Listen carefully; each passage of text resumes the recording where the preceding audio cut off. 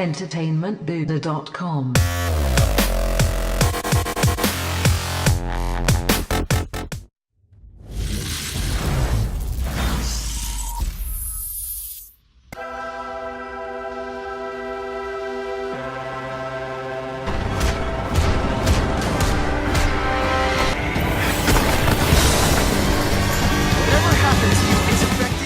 Hey everyone, Matt Heywood from entertainmentbuddha.com bringing you a video review of Beenox Studios' The Amazing Spider-Man 2.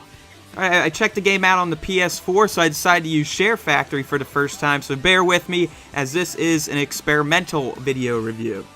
So The Amazing Spider-Man 2 is a sequel to the Amazing Spider-Man game that Beenox did when the first Andrew Garfield movie came out.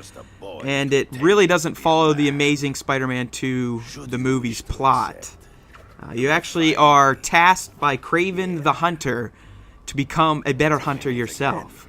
Or is he just playing you for a fool? I'll let you find that out. So like the first game, The Amazing Spider-Man 2 features a digital New York City. It's open world in nature. It has side missions, main missions, and all sorts of web slinging. The web slinging, getting around town, is easily the most enjoyable part of this game. As you can see, it's just a blast. It fully recreates the feeling of being Spider-Man. You also can get different suits to kind of jazz things up. These suits can be gained by beating Russian hideouts, which are stealth-oriented missions that require you to kind of sneak around people and steal some secret Oscorp technology for new suits. So this one's pretty rad. Just again showing you the joy and the thrill of jumping around town and web slinging. The true gem of The Amazing Spider-Man 2. So in addition to jumping around, being a Spider-Man, there are multiple types of missions. Here we have a kind of a protect mission. So I have to protect a police vehicle from these other trucks with mounted machine guns trying to take them out. There's also plenty of combat. The combat is very similar to Batman Arkham City. So you basically spam the square button, and then when you see the Spidey sense symbol above his head, you hit triangle to get out of the way. The combat gets a bit repetitive, not a whole bunch of strategy involved, but enjoyable to kind of rough up some NPCs. I know we haven't seen each other much since we were kids. So the game also features a few dialogue-heavy cutscenes. As you can see, the character models are rough. I mean, Peter Parker doesn't look like Peter Parker from the movie. Harry Osborn doesn't look like Harry Osborn from the movie. They're very robotic. They have stiff, rigid movements. And as you'll see here in a second, there's also a plethora of video glitches. So here you can see Harry Osborn's cup is kind of glitching the screen out. That has nothing to do with SHAREfactory. That was actually in the game. So on top of some graphical glitches, The Amazing Spider-Man 2 also features a pretty wonky camera. As you can see here, I'm not trying to fight the wall. That's just where the camera has me lined up during this dialogue exchange. So even once I get control back, things are kind of skittish. The camera just, you always feel like you're fighting it. But when you're fighting it, at least you're looking good, because here's another one of Spider-Man's suits that you can unlock. And here comes Kraven here to bust our chops for not following his advice. So, I mean, he is kind of the main story, but things do break off halfway through the game, and it really starts to feel like they were just cramming in characters. So there are parts of the game where he plays Peter Parker. Luckily, they're few and far between because he has no powers and he's boring. But he can become Spider-Man, so here's another one of his suits. I called this the Entertainment Buddha outfit, just due to the color scheme. So there are missions that take place indoors. Most of the outdoor missions are the side mission type, where the indoor missions are more the main mission type of mission. So here's another gameplay technique. I basically have to protect these innocents within this circle before the criminals take them out. So like I said, the fighting does get repetitive. It's just bang, bang, bang, smash those buttons, try to build up a combo multiplayer. Oh, Toasty, how do you like that? So The Amazing Spider-Man 2 does feature some very light puzzles. Not that this is a puzzle, but you'll see it kind of turns into one.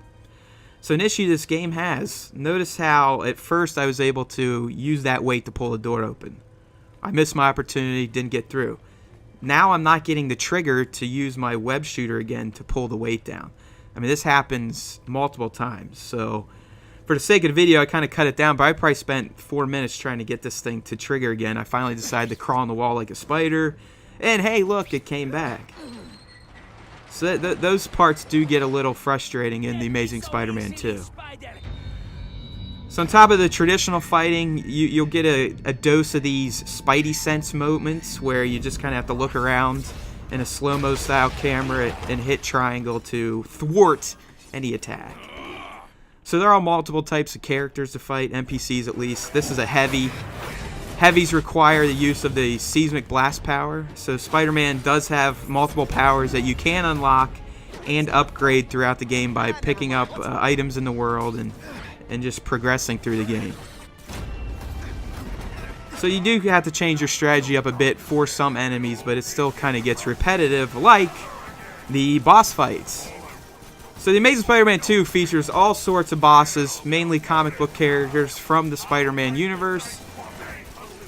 And after a while, it just feels like Beanox started cramming them in just to say, hey, they were in a comic, let's go ahead and put this villain in for Spider-Man to fight. I mean, Electro, yeah, he's in the movie, but his role in the game is nothing like his role in the movie. And that kind of goes for the entire game's story. While it has elements of the movie, they're different than the movie. So it's not telling a different story, but it's not telling the movie story. I don't really know what Beanox is going for. But back to the boss fights. So, like I said, they get repetitive, and after a while, all you have to do is figure out their pattern, and it's usually attack, attack, attack, dodge, attack, attack, attack, dodge, rinse, and repeat. So boss fights are kind of generic, and really the hardest one happens very earlier in the game, so even the final boss really is no challenge. So here's another look at this game's rather poor visuals. I mean, the city just looks like a big brown turd. The characters, again, are very rigid, not loose. They don't really feel like they're floating through the air. So this game does have its graphical issues, unfortunately, because it is a fun game. I mean, the fun is being Spider-Man and web-slinging around New York and just feeling that power, that great power, and having great responsibility. So flying around, I mean, I could spend hours just doing this. To me, that makes this game worth picking up. Therefore, I gave it a 70 out of 100. Just be wary, it does have its fair share of technical glitches. The graphics aren't the best looking, especially here on the PS4. They kind of look outdated and old school. But overall, I had a good time. It just felt like they didn't finish the story. It was a little rushed. But thanks for checking it out. Matt Heywood with EntertainmentBoo.com. EntertainmentBoo.com